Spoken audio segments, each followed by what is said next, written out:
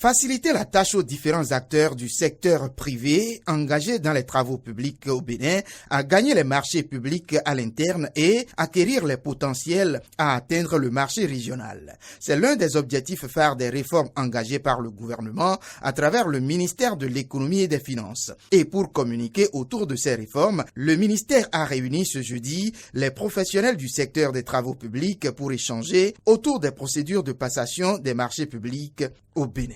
Aujourd'hui, nous avons plus de transparence dans les procédures, nous avons plus de latitude donnée aux entreprises privées pour accéder aux marchés publics et à travers le système intégré de gestion des marchés publics, tous les acteurs de la chaîne des dépenses, tous les acteurs de la chaîne des marchés publics, que ce soit la passation au contrôle, que ce soit les gens du secteur privé, ont la possibilité aujourd'hui d'aller sur le système intégré de gestion des marchés publics, de se connecter, de voir tous les avis publiés en ligne et de pouvoir accéder dans l'égalité de traitement et dans la transparence aux procédures de passation des marchés qui sont mises en œuvre. Au-delà de ces aspects, il faut dire aussi que à travers les réformes, il y a eu un allègement des procédures, il y a eu une bonne réduction des différents délais en termes de passation de marché et aussi une bonne application du Code des marchés publics en ce qui concerne l'exécution des différents contrats qui sont issus des différentes procédures de passation des marchés publics.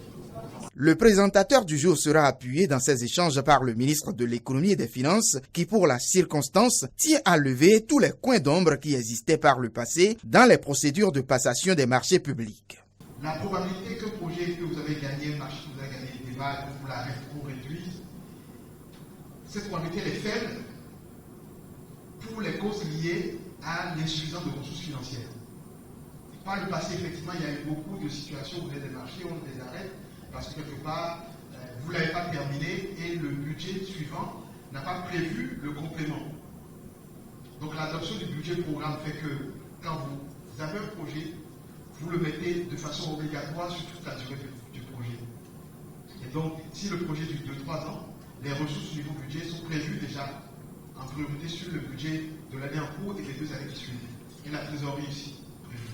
Donc, ces nouveautés aussi permettent d'éviter ces situations et profiter de tout ce dispositif de transparence, d'allègement des procédures pour expérimenter. Ne restez pas sur le ressenti lié à une période passée et profiter de toute la modélisation qui est en cours. Au sortir de cette communication, les professionnels du secteur des travaux publics se disent satisfaits, à l'image de Jean-Paul Roundefort, membre de l'Ordre national des architectes et urbanistes du Bénin. C'est une impression positive, c'est une impression qui nous donne la foi. On a placé beaucoup d'attentes dans les dispositions, dans les réformes. Quelques-unes sont lentes à décoller. On a ressenti aussi quelquefois un manque de communication parce que l'information ne venait pas à nous, on ne savait pas où regarder. Mais cette activité qui a été initiée par le ministère de l'Économie et des Finances nous permet de nous rassurer, de communiquer à l'endroit de nos partenaires, de nos collaborateurs, de nos confrères et leur dire bon, il y a un nouvel élan qui est donné et dans la suite, on espère que cet élan sera maintenu. Il y a eu des questions particulières liées à l'exercice du métier d'architecte. Ces questions sont en cours de traitement à divers niveaux et ceci nous rassure. À noter que d'autres corporations de professionnels du secteur privé auront bientôt droit au même exercice.